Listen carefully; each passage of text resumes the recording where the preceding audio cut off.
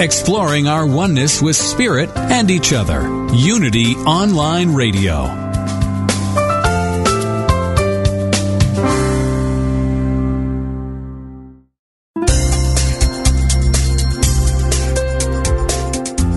Thank you for tuning in for this Unity Partner Program. Unity Online Radio partners with spiritual leaders from organizations whose mission and messages complement Unity's. We are pleased to bring you this program on Unity Online Radio, the voice of an awakening world.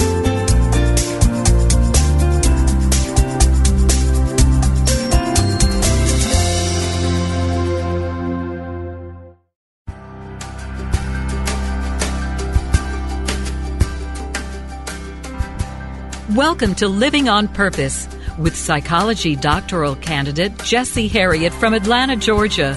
Are you ready to make a switch? A switch from barely living to living on purpose. During the next hour, you will discover principles to help you live a fully functioning, conscious, and purposeful life. The all is mind, and so are you. Let's live on purpose. Now, here's your host, Jessie Herriott.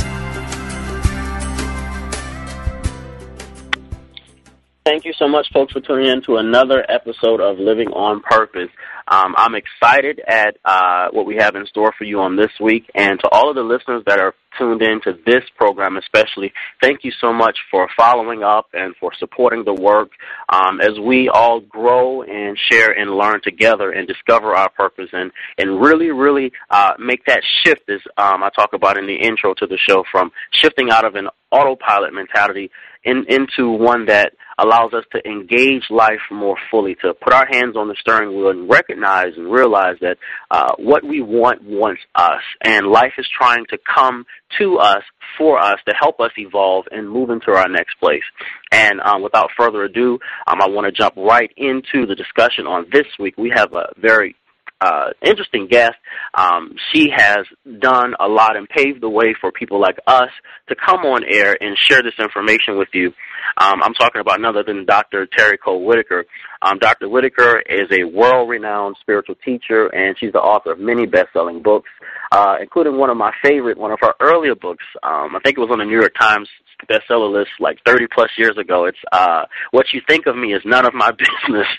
Now, that book I loved. And I loved all her other books as well, including her latest book, Live Your Bliss. Dr. Terry, are you on the line? I am, Jesse. Thank you so much for agreeing to come on the program. What a pleasure. Yeah. It's so nice you're doing this and helping so many people out there, especially at this time with so many outer world challenges. Yes, and I want to get into all of that information. Thank you again so much. I want to tell the listeners about a funny scenario that happened. I called you and reached out to you, and you told me something on the line. You said you've been there, done that, and you also have time to answer your telephone now. Because there's a lot of people, that are public speakers and that are teachers, and there's nothing wrong with secretaries and administrative assistants, but you actually make time to answer your own telephone, which is great. Well, no, but I used to, like you say, back in the day, I used to have like 4 secretaries besides a staff of 40 people. It takes a lot to do a worldwide or international television ministry, which I had at the time, and so, but I like more simple life now because, we change, and that's so wonderful to be able to not be on an outer clock, but be on our inner clock, which means that we trust our inner guidance and allow ourselves to go with the flow, so to speak, and not just be stuck in one way. But and the unity teaching is so important because my early teaching came from unity and religious science because my great-grandmother was a student of the Fillmores as well as Ernest Holmes. So she was my spiritual partner, and I started at 17 on this path, which was fantastic. Oh, beautiful. And that was my next question. For those that haven't had the pleasure of seeing you on Oprah and being blessed by your show and all of the wonderful work you've done, can you take us into your life and into your journey and your own evolution? Because it opens the listeners up to you and opens you up to the listeners so that they can, learn more from you as a person. Because, sometimes as a public speaker, we have this otherworldly type mentality or otherworldly type of appearance, and it really, really grounds us. So take us into your journey and your own evolution. Oh, that's so sweet. Well, when does our journey start? I think, it's kind of hard to pinpoint the exact times, except it's a desire to learn, to grow, to solve our problems, and basically to be happy, and whatever we think that means. And so I was 17, pretty much, and at that time I was searching for God, and I had wonderful parents who weren't religious fanatics, and they really didn't like, organized religion at that time because they also saw all the hypocrisy, and so they weren't trying to put us in any certain niche. So there were 4 girls in my family, and I was the oldest. So I'm getting ready to graduate from high school, and I'm thinking, oh, my gosh, what do I do? I mean, I'm going to go out in the world, and I want to have a good life, and there were all these desires or dreams that I had, but most of all, I wanted to know God. And I was going to all these standard brand churches, and I was, just seeking. And I remember this one day I was in the Presbyterian church, and I was sitting in the pews of the congregation. The minister had finished. I was the only one left sitting there, and I felt, first of all, I didn't know what he was talking about. Didn't make any sense to me, and I thought, where's God? I didn't feel anything, and I thought, well, that night I went home, and every night I just would always say the Lord's Prayer. I don't know why, but that's just what I would do. And this one night I just said, God, if you really exist, you've got to find me, because I've been trying to find you, and I haven't. And it was, you know what I mean? It was sincere. And that's the thing people need to know in their prayers. It's not about give me this, give me that, give me this, because when you actually find God, all things come to you. And, that, it even says somewhere in the Bible, seek ye first the kingdom of God, and all else shall come to you. And most people try and get the all else without God, and that they never can find the real bliss, the real joy, the real love, the real prosperity they desire unless they make that connection where we're always living in God, but, a lot of people think they're not. So that about 2 weeks later, and this is something, Jesse, that's important, is hindsight is always 20/20. And when you look back, each of us can look back, and we can actually see where we didn't trust ourselves and made a decision and it didn't turn out. Other times where we did trust our inner guidance and it did. And when this happened, and you could also see the answer to prayer, where when you're right in it, oftentimes you can't see it. But you look back, and as you look back, then you start to make those connections, and that starts to build your knowledge, your knowingness, your beyond faith in a sense, but an absolute certainty of the existence of a divine power in our place, our position with that. So anyway, about 2 weeks later, I went to spend the summer with my great-grandmother, and she was my spiritual partner, as I said, and a student of the Fillmores of Unity. And so she had a friend that came and rented one of her little cottages for the summer, and she was a religious science practitioner. And that is someone who is a teacher of metaphysics and a prayer therapist. So our prayer counselor depends on what people call that position. So she started teaching metaphysics, and I was like, wow, this is it. This makes sense to me. It's not some kind of blind thing. You don't know how it's happening. It was giving me a philosophy as well as a guide of knowledge that made sense to me that I could apply and get results.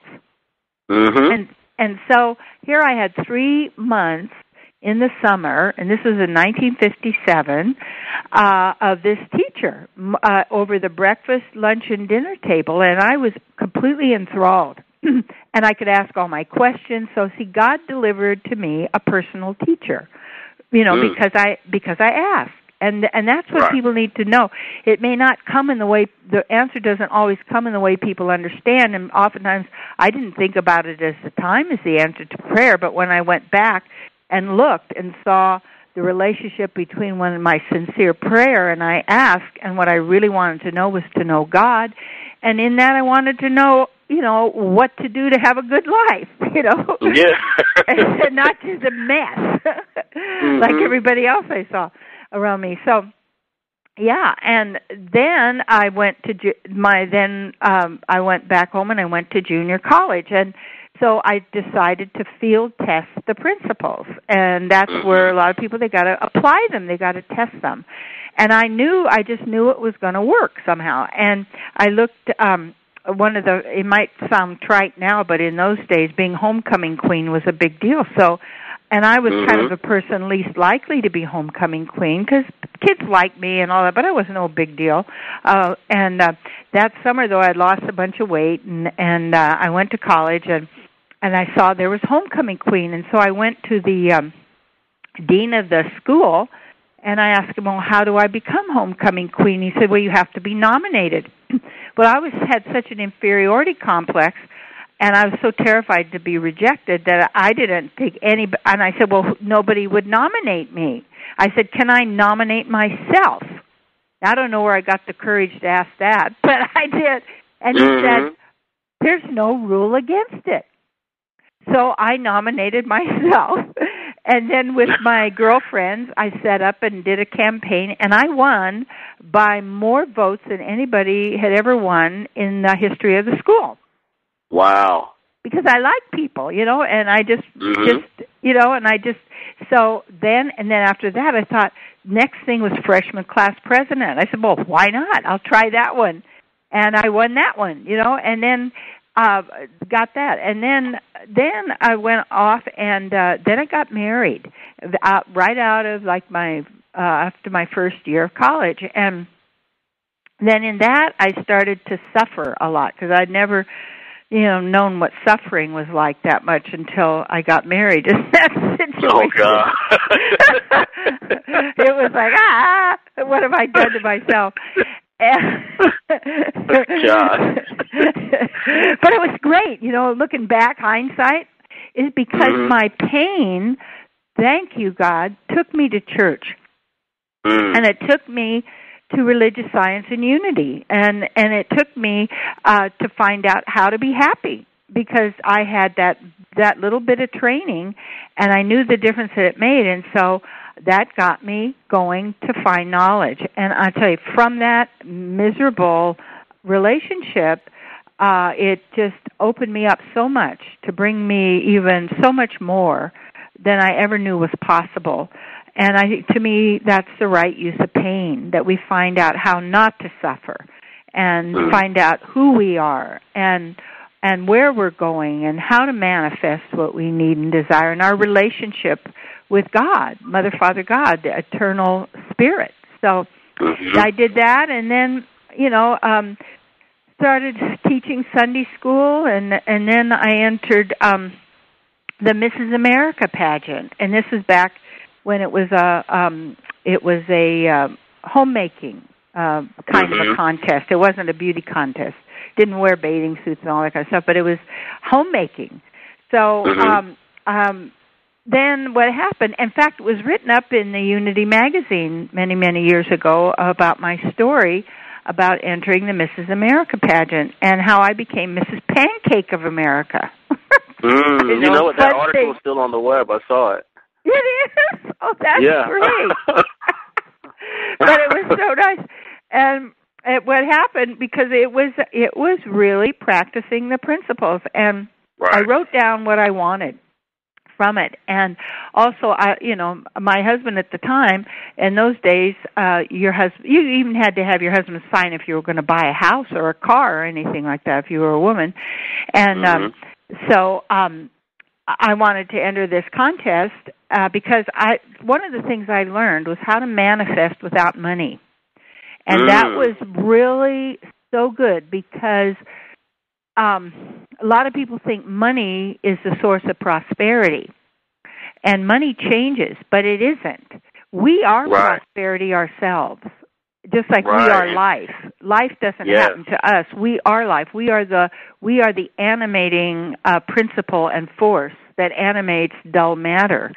And it's simply, life doesn't happen to us because the outer world projection is called phantasmagoria. It just keeps changing all the time. But we don't. We're a constant. We evolve, awaken more to who we really are and the powers, the mystic powers and abilities that we have.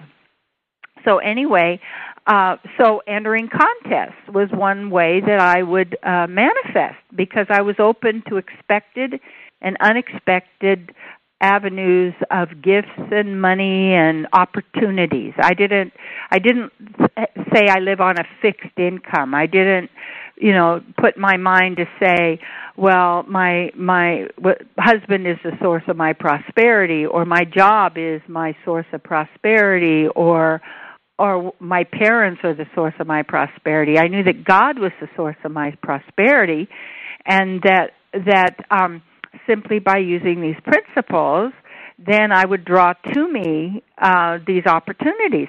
So in those days, I didn't want to ask him to sign me up for the contest because I knew he wouldn't, so I just forged his name so I could get. But it was fine. I never told him. I have never told him to this day. But then he went along because there was free food and, free trips and all that kind of thing. And so this inventing a pancake recipe was one of the contests, and it was sponsored by Quaker Oats, which was Aunt Jemima. They had Aunt Jemima pancake mix, and so I just put that in mind. I desired to win that, and one of the things people think that stuff is just going to happen to them. There was a long time that I would just check the astrology in the newspaper to see if something was going to happen to me. But that's all I had, was sitting there reading it each day, waiting for something to happen to me.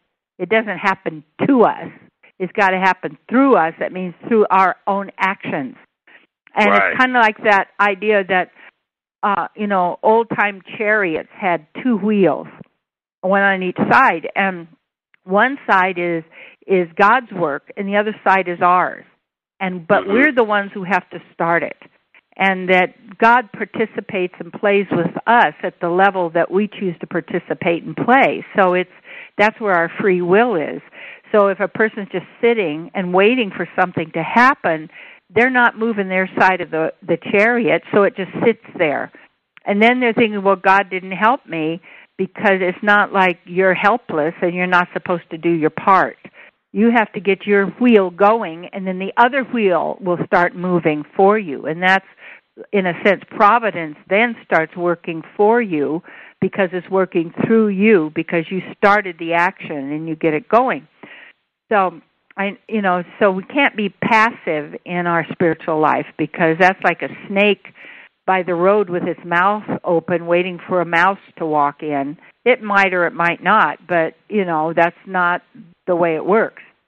So anyway, this contest of then, as I started experimenting with cooking pancakes, one day the recipe came to my mind, and it was like a flash. It was actually lightning I could see in my mind, and I knew I was going to win.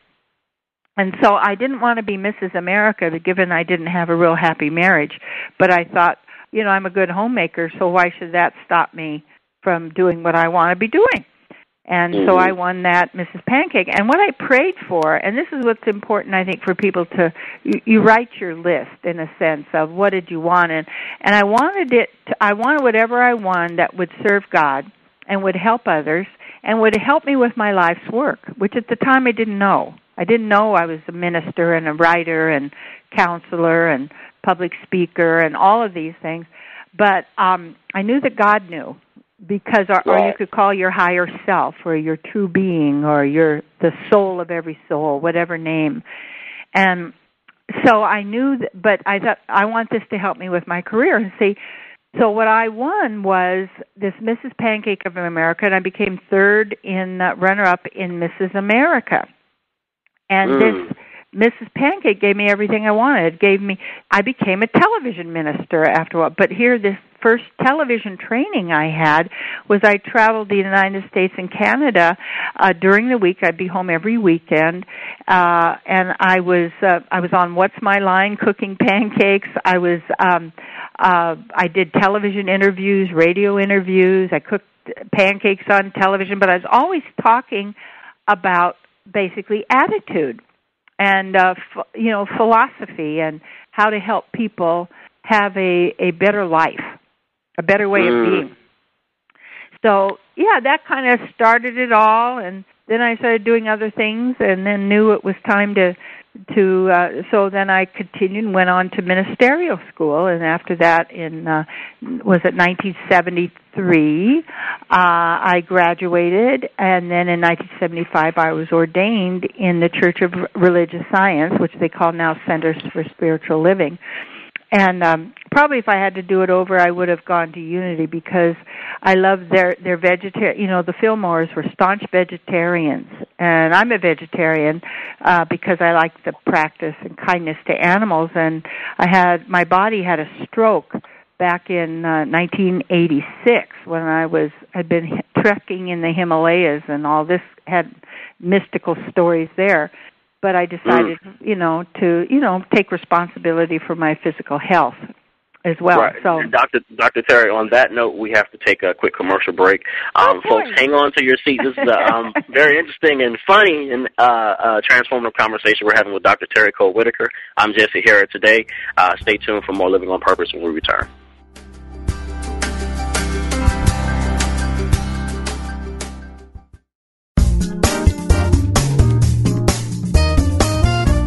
Unity Online Radio is bringing the message of unity to tens of thousands of spiritual seekers around the world. If you have been served by this programming, we invite you to support it by visiting www.unity.fm and clicking on Donate Now. Thank you for your support.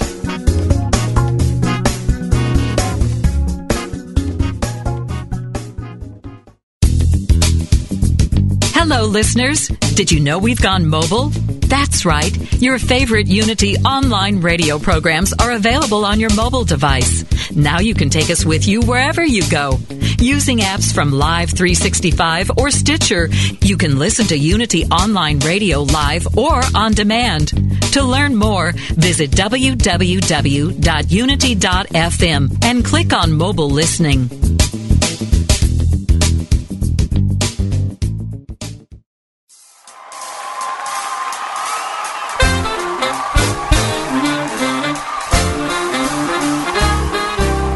Unity Online Radio is turning 5 this year, and we're throwing the biggest bash of all. A cruise to the Caribbean, November 10th through 17th, 2012. We'll celebrate in style aboard Holland America Line's Eurodam, with sunshine, fine dining, and a selection of island excursions at beautiful ports of call in the Eastern Caribbean. Plus, feed your spirit with music, message, and meditation. Your favorite host will be there, and we hope you join us too as we celebrate 5 years of spiritual programming at Unity Online Radio. For more information, go to www.unity.fm/cruise.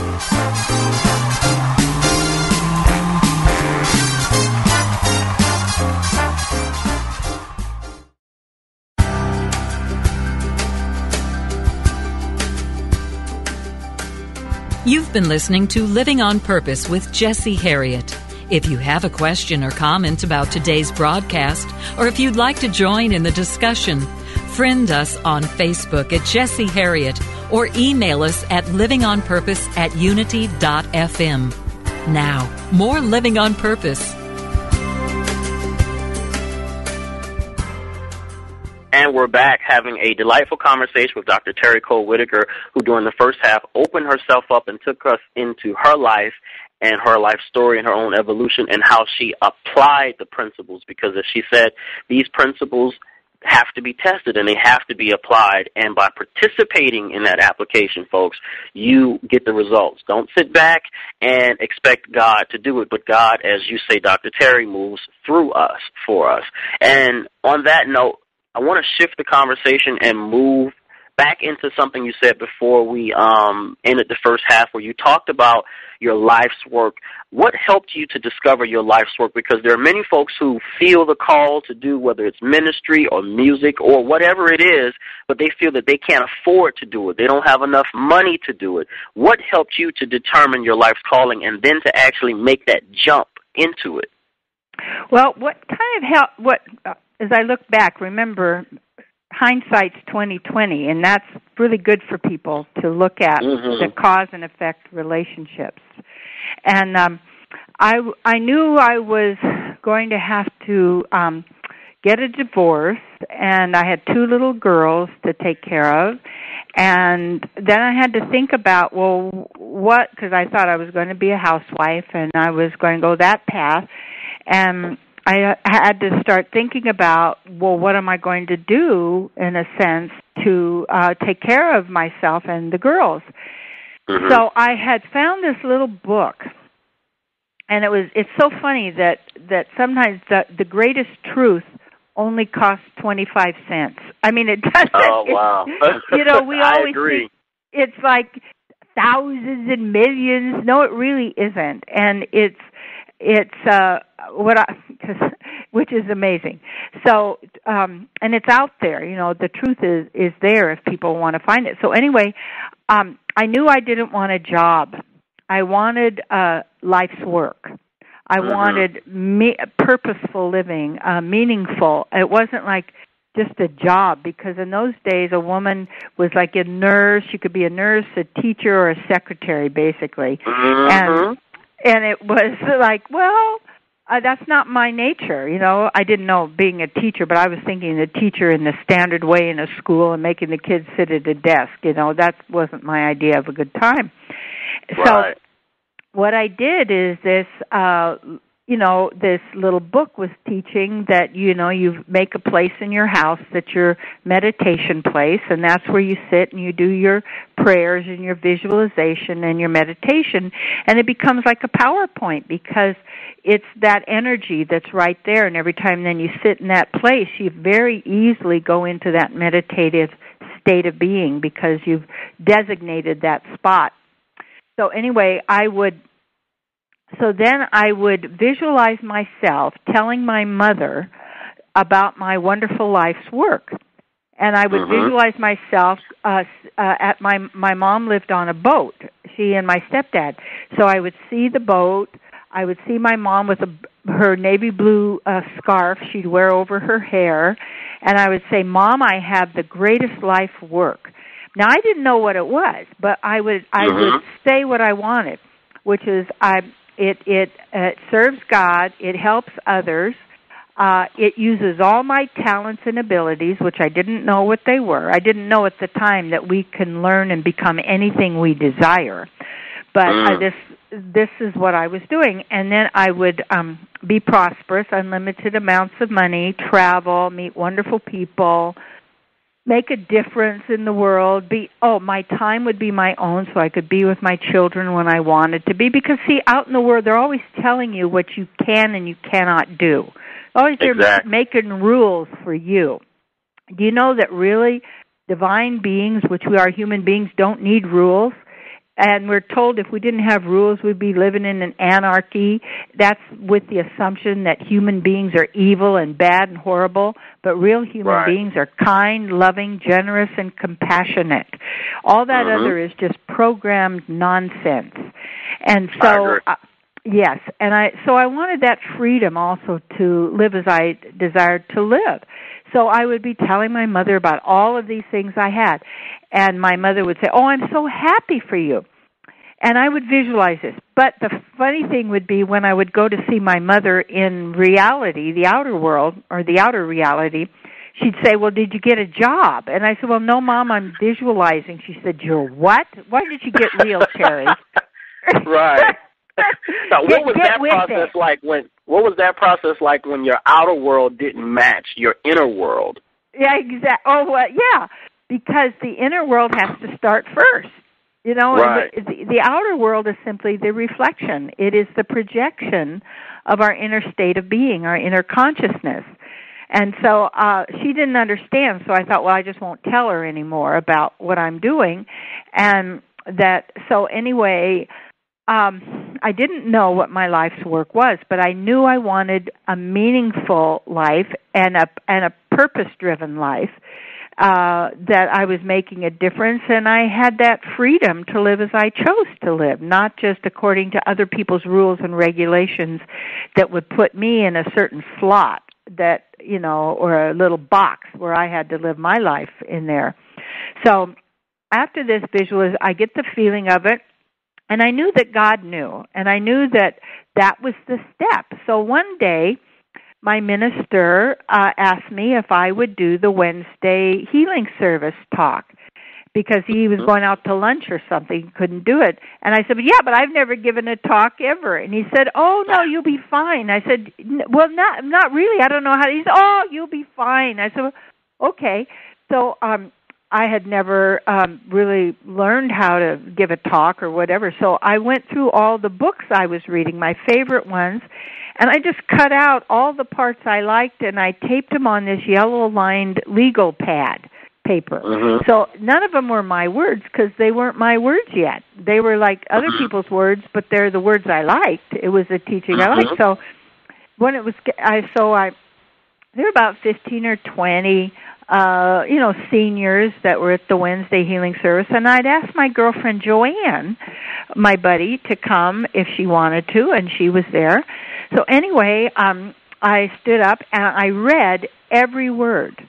But I'll tell you, the Holy Spirit was so thick you could have cut it with a knife. There was something profound that went on. It was a feeling. And when I was done, nobody even applauded. Everybody just sat in silence. And it was like, and then they started applauding, and it was like, wow. I had no idea what happened. And so I know the feeling. You know the feeling. So then my girlfriend Joanne came up to me and she said, Terry, you're a speaker. You're a minister. I said, I am. And then I went, I am. Boom, just like that. So you set the intention. You started with the intention, and you set the intention. And I don't want to say you left it generic, but because you didn't know, you pulled out certain qualities that you did desire, which was to have a great income, to travel, and to own your time, and to let it be of service to God, which is very important. And by setting the intention, you set the energy out there and you watched what life brought you. And life brought you a circumstance which at the time you didn't see any connection. And I noticed that in my own life. Sometimes, like you said, hindsight is always 20/20, but we don't see the connection to an opportunity that comes up for something. And then later on it's like, aha, your answer comes out of that connection. Absolutely. That's so good. Yeah, the intention and the prayer. And I'm not one of those that believes the universe gives me things, because the universe is a cause and effect time dream machine that we operate, because all is mind, which means all is consciousness, not just mind, because consciousness goes beyond mind, and then. So as a living entity, we are creators. We're co-creators, and then the universe follows through, in a sense, and delivers for us the results of our consciousness so that we can learn and so that we can grow. And basically to attain our true purpose, which is actually God realization, or what we might call self-realization, for the self of every individual self is God. So you and I have the same self. We have the same soul. But we're individual expressions of that same self and that same soul that we call God. Wow, So and we're drawing from it. I used to think, the thoughts just traveled, and that's interesting too. But when we pray and ask, we're asking from the same soul, the same self as every other living entity. And so that which you are asking for is also asking for you, which I noticed you said at the beginning of the program, which is so true. that which we are seeking is also seeking us. And that means, and so that, therefore, it's not about our sending our thoughts out. It's our prayer and asking, and then also receiving and having that knowingness that we're in the flow, and that the flow is working in, around, and through us all the time. And then wherever we are, we're never separate. We're always. It's like we're like fish in an ocean who don't know that we're living in the ocean, but we're living in the sea of God. Is this divine love and divine energy all the time. And people just have to access it. They have to open themselves to it. And atheism is so popular in the world now, and look at how much people are suffering. Right. Because they're believing all of that instead of really honoring the spirit that is within, that we all are and are all part of. And no one is being denied anything. It's like we're basically, people are self-punishing is what they're doing. And because souls are feeling bodies, people punish themselves through their emotions. And they torture themselves because of their guilt or shame or, feeling not good enough. And that goes down then to the basis of why people suffer, is because they have the not enough consciousness. There's not enough love, not enough money, not enough time, not enough happiness. So what they're doing is invalidating their own abilities, their own power, their own naturalness by always being unhappy with what they have. It's always never good enough. And they think that and then they're just, living in a false reality, which people call the real world. It's not the real world. That's the projection out around us. If you don't like your projection, then change your projection. That's right. Howard Falco says the same thing. He says that people suffer because they choose to believe a lie about themselves, and that's what causes suffering, instead of holding on to the truth. Because the truth is always liberating. Always. It sets us free, and we know it. See, Jesse, that's the thing. When we hear truth, we feel good, and we live on happy thoughts. Happy thoughts are the sustenance of our being. And I think about the times when I've been, a couple of times almost left my body. And a couple of, 2 or 3 instances where I had to just make that choice. And interesting how when we do make the choice to whatever we want, and we affirm that, and we make that decision within ourselves, then the knowledge comes to us. It's like I can ask, I can have something going on, and I just say, God, what is it? I can even go to my altar, and I'll just pray, and just, God, tell me. And I'm given that knowledge right away. And everybody has access to it, but they don't trust it. They'd rather trust their mind, and the mind is the greatest terrorist weapon ever invented. I heard you mention that in an interview, yeah. How is that? Explain that for our audience.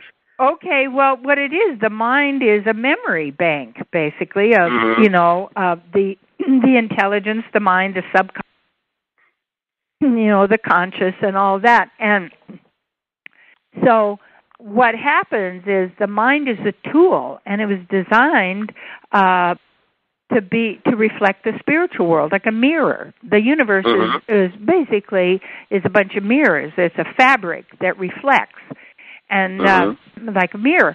So the mind is a mirror to reflect the spiritual world, but that's the inner world. But what happens is people project on the outside, and then they believe their projections. That means that we are cause and the outer world is effect. And then people believe that the effect is the cause. So they allow their outer creations to then control them and to control their emotions and such. So they are basically being controlled by this mind. And what happens, the mind can't run your life. You have to use the mind. Don't let the mind use you. And that's the big difference, because otherwise the mind has been programmed. We've been indoctrinated. We have all of these beliefs. and all of these beliefs. They'll go, I'm not good enough. There's not enough. Men hurt me. Women leave me. I'm going to die. This is ridiculous. Nobody dies. You can't even die if you tried. You're an eternal being. And it's like, when you're ready to move on, you drop this three-dimensional concept, and then you continue on your journey, however you choose it to be. And your last breath here, where your mind is, where your consciousness is, that's where you're going to take up your next expression. It's just how it is here. This is how it operates. So the mind, you could start like. I have these students in my Grand Master program, and I have this one student in England, and she's a fabulous public speaker, and she teaches public speaking. And what we're working on is her controlling her mind, because the mind then she'll give a great talk and a great class, and then her mind just tells you, you're stupid, you're horrible, you're not going to do it, everybody's better than you, you're never... But really, that's not validated in her life. She's doing great work, but the mind, if you let it, will drag up all this stuff, because the mind works in opposites. When you say, I'm good enough, the mind says, no, you're not, loser. And then for every high, you're going to have a low. So what I teach in my book, Live Your Bliss, is we have to get up above the swing of the opposites of duality. That means that, good and bad, like and dislike, hot, cold. It's all these opposites, which are two sides of the same coin. But that's how the material world works. And the mind is made of material energy. It is a tool that we use in inhabiting this three-dimensional reality. So when you get above it, that means that you can watch it, but you don't get caught up in it. And then you don't let your mind destroy your life, and you don't let your mind carry you away. And how you don't is you learn truth, and you hear truth over and over and over again through the power of repetition. Because that's how we're all... Dr. Terry, we have to take a quick commercial break, folks. This is getting good. Hang on to your seats and go back and download the show at the end of the episode, of the airing of this particular episode. But hold on. Hang on to your seats again. This is Jesse Herriott. We're having a conversation with Dr. Terry Cole-Whittaker. More Living on Purpose when we return.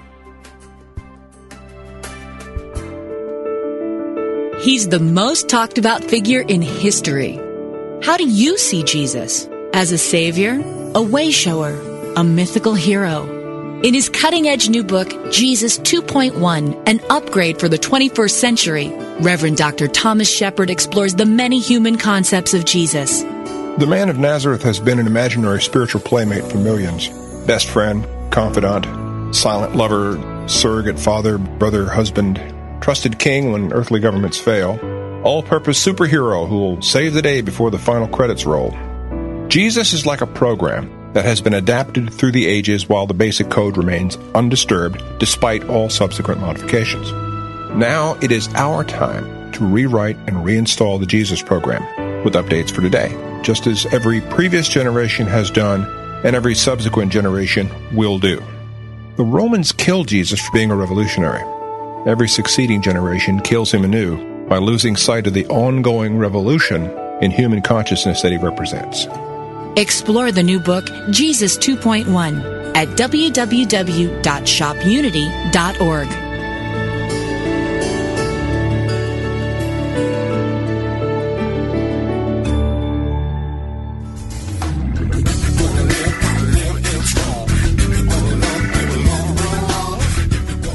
In a world that accepts mediocrity, conformity, and limitation, we are being called to shatter previously held beliefs about what is possible and live bigger, bolder, and more outrageously. As we explore cutting-edge ideas, people, teachings, and practices, we will settle for nothing less than a life lived with passion and purpose. Join Reverends Robin Ryder and Robin Ferguson live every Wednesday at 1 p.m. Central Time and explore what it is like to live your life out loud. Rebels with a Cause, only on Unity Online Radio, the voice of an awakening world.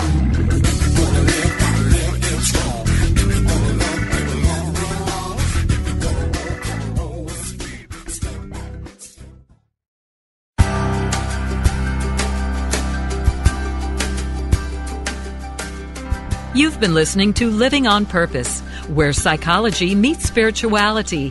Now, here is your host, Jesse Herriott. And, folks, we are back in our last segment having a powerful conversation with Dr. Terry Cole-Whittaker. If you missed the show, go back and download the episode this evening. It's compatible with all of your handheld devices, MP3s, iPods, iPads. It's even compatible with your mobile devices. You can play it in the car. This is good stuff. Dr. Terry, we want to jump right back into something very powerful that you mentioned from your book. You talked about principles of prosperity in your book, and you talked about living your bliss. First of all, for our listeners, how do we live our bliss? Because in the book you mentioned that we are bliss, looking for somewhere to happen. Yes. Well, yeah, and living your bliss means being yourself. And I like my work is to help people be beautiful, which means be you to the full. And all we have to do is be our true selves. But most people don't know who they really are because they have the false ego, which is all these concepts about who we are. I'm this, I'm that, I'm not this, I'm not that, instead of getting to the real heart of the matter, which is that we are a spirit soul. And so as a spirit soul, we're godlike. We have all godlike qualities. And we're using them all the time, but some people use them to produce trouble for themselves, while other people use those principles and they stay in the flow. That means they stay in that flow of prosperity and love and happiness and joy and good health and that sort of thing. So, yeah, so live your bliss is to really be who you really are. And the principles of prosperity is first, and maybe everybody listening in the audience can say, I am prosperity. I just say that, everybody. I am prosperity. I am prosperity. What we think is money is prosperity. We think that, and what does prosperity really mean? It means the ability to go forth with enthusiasm. That's what I've come up with. Because when you really look at that, well, when people say, well, when I get enough money, when I win the lottery, when I was a kid, I would listen to the adults, and because I like to listen to what they had to say because, you know, they were always talking about juicy stuff and gossip and all that stuff, so I was there. I was listening to that. And they'd be saying, when my ship comes in, but they never sent one out. You know, they weren't sending any ship out, so why would it come in? It was kind of like I would see them always have relationship problems, always have money problems, always have emotional problems. It was just big drama all the time. And that doesn't have to be that way, but some people like drama because it makes them feel that they exist. So they keep all of this drama flowing all around them all the time instead of just stay in the bliss zone. So in my book, Live Your Bliss, what I found is, the world is in a sad condition because people are sad. People, and we think, well, no, that's not right. People are sad because their lives are sad. No. Your life is sad because you've been sad and mad and feeling bad. And it shifts that. We always think the reason why something is happening is because of something else happening in the outer world. And that's not true. We are cause.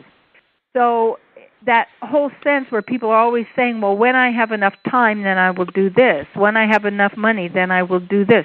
When I get rid of this person, then I'll have more freedom. And they're always looking at what their reason and excuse is for not being who they really are and not going forth to do what they really want to be doing. So because we are gods, we're not the big deal gods, but we're little gods with those divine powers and qualities. When people are miserable, they're miserable because they like it in some way. They think they're getting something out of it. And usually all of our negative emotions are to manipulate other people at some level. And when they get into the habit of it, and the habit of my poor me, you know, the pity pot, nothing. And I used to be filled with self-pity. It didn't matter what it was. It was being done to me, you know. But that didn't, and it was kind of some satisfaction. I could cry, and I could feel bad, and I could scream and yell, and I could do all these things to try and manipulate others. And what ultimately it did, it didn't help me. It just made it worse. So this Live Your Bliss is about helping people to understand that who they are is bliss. And I study the Vedas from India, which are basically the source of unity, and I'm a rootist. I'm a researcher, spiritual researcher. And we're pleasure seekers. We want to be happy. Everything we do because we think it's going to bring us happiness and avoid pain. But this level of happiness and pain, pleasure and pain, is really a duality. It is our perception of things. We go, well, I like this, I don't like this. This gives me pleasure, this gives me pain. But when we declare it and say this was a painful, tragic situation, then you feel pain, and you then throw yourself into this pit of emotional despair, which doesn't solve your problem and doesn't empower you and doesn't give you really the happiness that you truly desire. So in Live Your Bliss, it teaches how to be in the bliss zone, which means to be who you really are, and in that bliss zone, then you can, what would you say, receive and express the divine that wants to express through you. And what happens is people stop that flow through negative emotions, and they stop that flow through their beliefs and their concepts. And then they say, yes, see, my life is exactly what I believed it would be. But you have to look, where did those beliefs come from? And a lot of those beliefs come from people believing in a psychopathic God, this God who is cruel, jealous, mean, hateful, that you're going to plunge you into hell and suffering forever. And that's all such a crock. It's just a bunch of lies. And that salvation comes through suffering.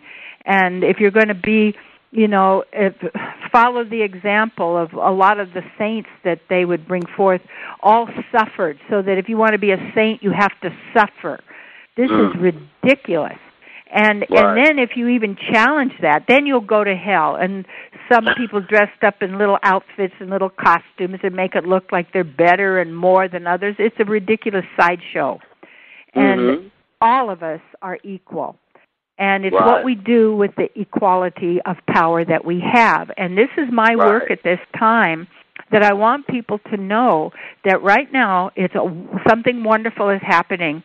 And it's such a gift that it is an awakening of masses of humanity towards their divinity.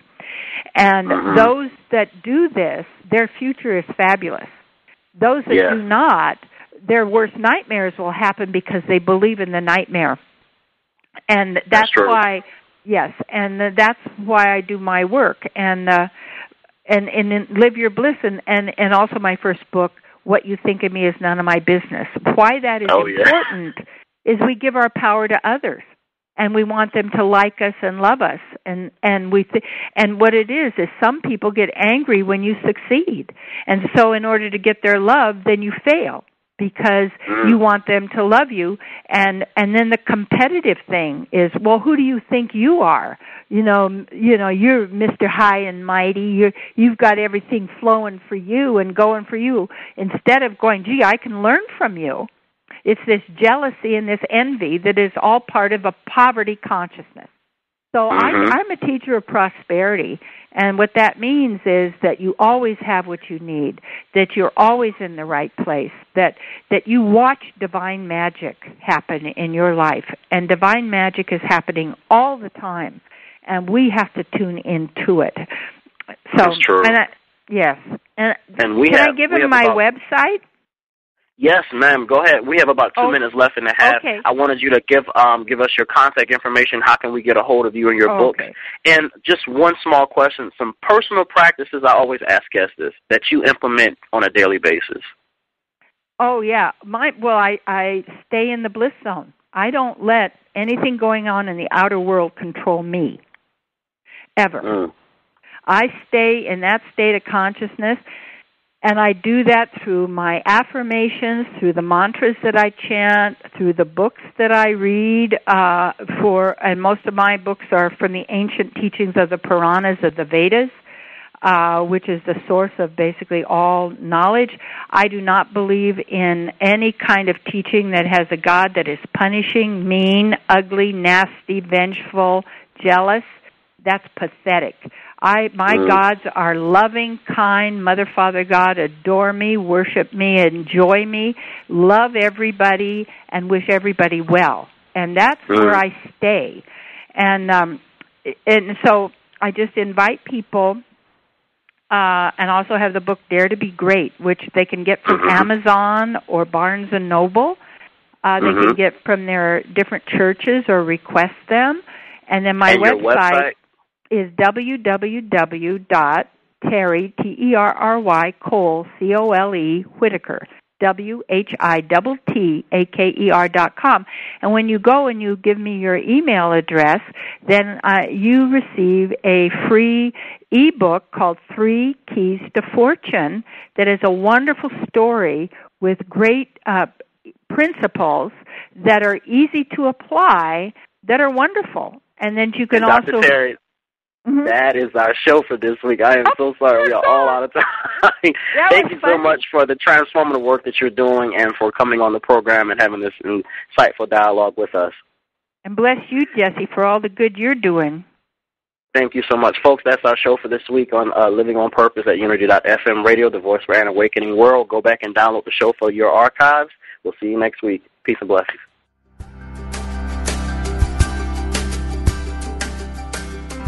Thank you for tuning in to Living on Purpose, where psychology meets spirituality with Jesse Herriott. Listen in live every Tuesday at 9 a.m. Central Time for more insights into psychology, ancient wisdom, and how it connects to your life today.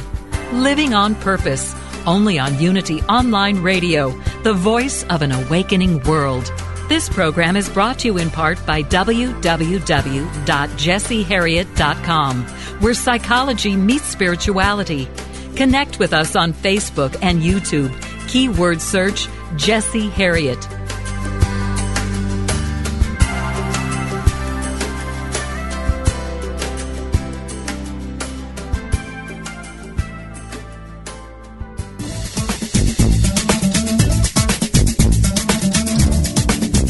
Whether you love the Bible or hate it, turn to it daily, or refuse to have it in your house, The Bible Alive, Exploring Your Spiritual Roadmap is a program designed just for you. Here on Unity FM, Unity Minister Rev Ed Townley presents the Bible as a practical, powerful spiritual roadmap full of wisdom and guidance for the challenges of life today.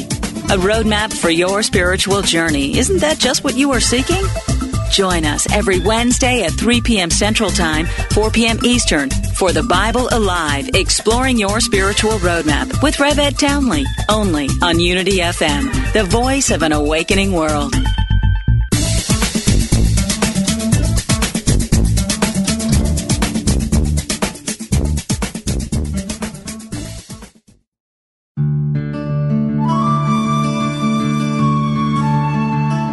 In quiet moments of prayer, let go of any concern. Anchor your trust deep in the realization that with God all things are possible. Never doubt it for a single moment. This meditative moment is brought to you by Unity.